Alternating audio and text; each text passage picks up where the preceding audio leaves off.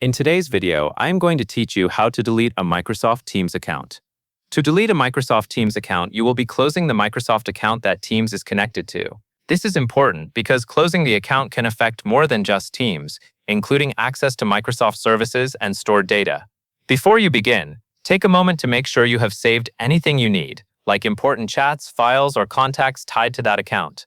Start by opening your web browser. In the address bar, go to account.microsoft.com. Then load the page.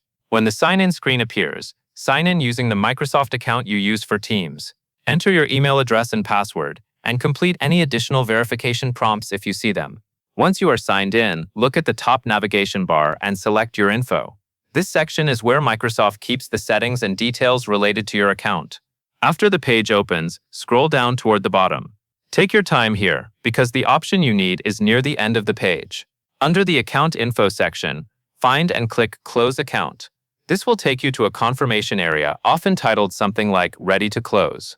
Read through this page carefully. It explains what happens when you close your Microsoft account, including which data and services may be unavailable and what you may lose access to.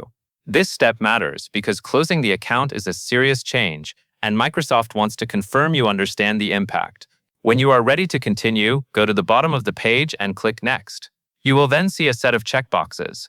Click each checkbox to confirm that you understand the listed items related to data loss and service access. These confirmations are required to move forward.